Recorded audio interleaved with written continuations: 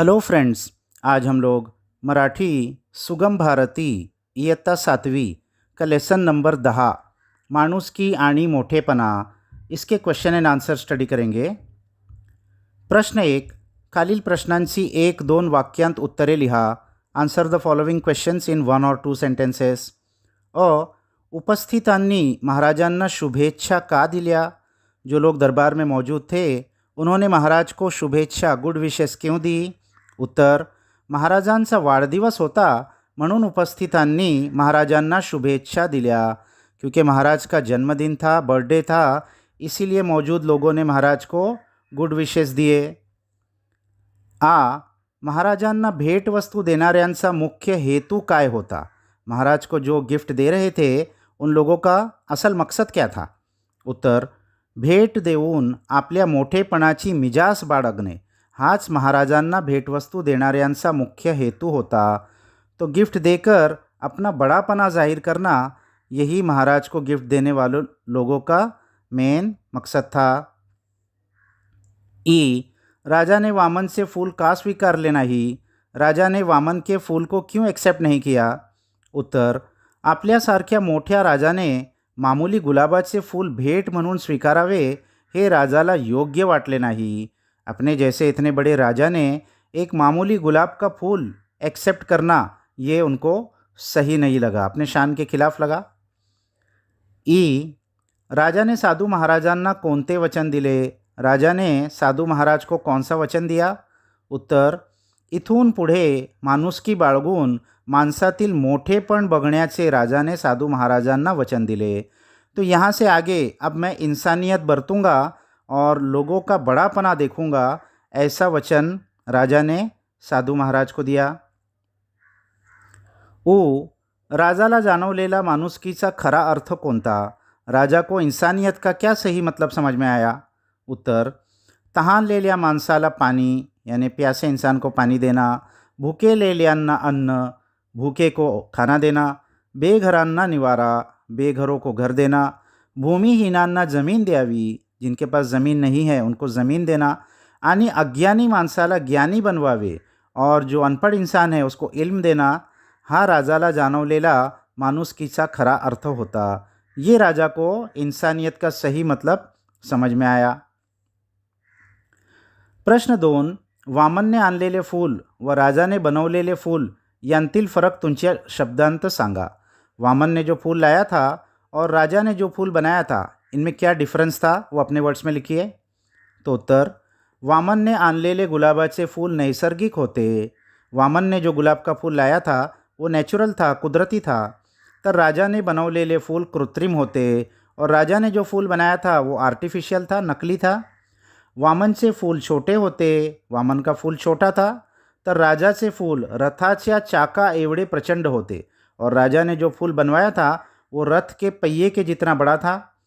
वामनच्या फुलाला सुगंध होता, वामन के फूल में खुशबू थी, पण राजाच्या फुलाला सुगंध नव्हता। लेकिन राजा के फूल में कोई खुशबू नहीं थी, वो तो नकली था। प्रश्न 3, पाठातील महाराज व वामन यांची स्वभाव वैशिष्ट्ये तुमच्या शब्दांत सांगा। इस लेसन में महाराज और वामन इनकी स्वभाव वैशिष्ट्य यानी इनके अंदर क्या क्वालिटीज़ थी, इनका नेचर कैसा था, पर्सनैलिटी कैसी थी, वो लिखिए। तो उत्तर, महाराजांची स्वभाव वैशिष्ट्ये, महाराज की पर्सनैलिटी में क्या अच्छी बात या बुरी बात थी? महाराजांना संपत्तीचा गर्व होता। सबसे पहला उनको अपनी जायदाद पर बहुत फ़ख्र था। त्यांच्याकडे माणुसकी नव्हती, उनके पास इंसानियत नहीं थी। ते खूब अभिमानी होते, वो बहुत ज़्यादा एरोगेंट थे, बहुत ज़्यादा उनको तकब्बुर था। वामनाची स्वभाव वैशिष्ट्ये, वामन के अंदर क्या गुण थे? वामन फुलझाडांची व्यवस्था करणारा एक साधा माणूस होता। वामन फूलझाड़ों की व्यवस्था करने वाला यानी बाग बगीचे की देखभाल करने वाला एक साधा इंसान था। तो गरीब होता, वो बहुत गरीब था। मनाने निर्मल व सहनशील होता, लेकिन उसका मन बहुत प्योर और सहनशील यानी बहुत बर्दाश्त था। उसकी बहुत बेइज्जती किया राजा ने, लेकिन फिर भी वो खामोशी से उसने सब बर्दाश्त किया। प्रश्न 4, तुम्हाला आवडलेली या पाठातील वाक्य सुंदर अक्षरांत लिहा व वर्गात लावा। आपको इस लेसन में जो सेंटेंसेस पसंद आए उसको अच्छी हैंडराइटिंग में लिख के अपने क्लास में लगाइए। तो आपको जो सेंटेंस पसंद आए वो अच्छी हैंडराइटिंग में आप लिख सकते हैं। देखो ये भी आप लिख सकते हैं, तहान ले लिया माणसाला पाणी, भुके ले लियांना अन्न, बेघरांना निवारा, भूमिहीनांना जमीन द्यावी आणि अज्ञानी माणसाला ज्ञानी बनवावे। ये बहुत अच्छी सीख इस लेसन में आई है, तो इसको आप लिख सकते हैं। इसके बाद ग्रामर का सेक्शन है खेड़ूया शब्दांशी। अचूक शब्द ओळखा। अब 4 ऑप्शन दिए हैं, सही स्पेलिंग आपको ढूंढना है। तो अ में कृत्रिम की सही स्पेलिंग ये है, और आ में गुलाब पुष्प की सही स्पेलिंग ये है, और ई में गृहस्थ की सही स्पेलिंग ये है। इसके बाद है खालील शब्दांतील सहसंबंध लिहा। अ गट ब गट, 2 ग्रुप दिया है, मैच करना है हमको। तो पहले गट में से वाड़ दिवस, ये किससे मैच होगा? शुभेच्छा, मैंने बर्थडे पर अच्छी विशेष दी जाती है। दूसरा अन्न खाना, ये किससे मैच होगा? भूकेला, यानी भूखे हुए को खाना दो। तीसरा भेंट वस्तु यानी गिफ्ट, ये किससे मैच होगा? अलंकार, यानी दागिने वो लोग ने लाए थे गिफ्ट में। इसके बाद है तहान प्यास लगना, तो ये किससे मैच होगा? पानी। और लास्ट है फूल, तो ये किससे मैच होगा? गुलाब। फिर इसके बाद है खेळ खेळूया। खालील वाक्य डोंगर वाचा, त्याप्रमाणे दिलेल्या शब्दाचा वाक्य डोंगर बनवा। यानी वर्ड्स का एक पहाड़ बनाया हुआ है। तो पहला कैसा इन्होंने बनाया है? पक्षी, पक्षी उड़तो, पक्षी आकाशात उडतो, पक्षी आकाशात उंच उडतो, पक्षी निळ्या आकाशात उंच उडतो। यानी हर एक स्टेप में एक एक वर्ड उसमें बढ़ते जा रहा है। तो हमको बनाना है, इन्होंने दिया है वर्ड मित्र, तो क्या कर सकते हैं हम? मित्र, मित्र खेळतो, मित्र क्रिकेट खेळतो, माझा मित्र क्रिकेट खेळतो, माझा मित्र क्रिकेट उत्कृष्ट खेळतो। इस तरीके से हम इसको बना सकते हैं। अब इसके बाद में लास्ट में एक जाहिरात यानी एक एडवर्टीज़मेंट दिया हुआ है, कोई कॉमेडी नाटक होने वाला है, वो कहाँ होने वाला है, कब होने वाला है, तो उसके ऊपर कुछ क्वेश्चंस है, उसका आंसर्स हमको लिखना है। तो वरील जाहिरातीचे आधारे खालील प्रश्नांची उत्तर लिहा। तो ऊपर जो जाहिरात दिया है, एडवर्टाइजमेंट दिया है, उसको अच्छे से देखकर इन क्वेश्चंस के आंसर लिखना है। पहला, ही जाहिरात कशाच्या संदर्भात आहे? ये जाहिरात, ये एडवर्टाइजमेंट किस चीज़ के बारे में है? तो उत्तर, ही जाहिरात धमाल विनोदी बाल नाट्याच्या संदर्भात आहे। ये जाहिरात एक बहुत ही फ़नी बच्चे लोग का नाटक होने वाला है, उसके संदर्भ में है, कॉमेडी नाटक होने वाला है।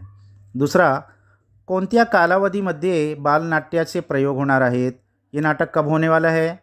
तो उत्तर, बालनाट्याचे प्रयोग 6 ते 10 सप्टेंबर 2017 या कालावधीमध्ये दररोज सायंकाळी 5 वाजता होणार आहे। तो ये बच्चों का नाटक 6 से 10 सितंबर 2017 इस पीरियड में होने वाला है, और हर रोज़ शाम में 5 बजे रहेगा।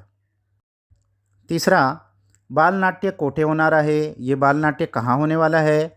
तो उत्तर, कलाविष्कार नाट्य मंदिर सोलापूर येथे हे बालनाट्य होणार आहे। तो कलाविष्कार नाट्य मंदिर सोलापूर, यहाँ ये नाटक होने वाला है। चौथा, प्रत्येक बाल प्रेक्षकास भेंट म्हणून काय मिळणार आहे? हर एक बच्चा जो नाटक देखने आएगा उसको गिफ्ट में क्या मिलने वाला है?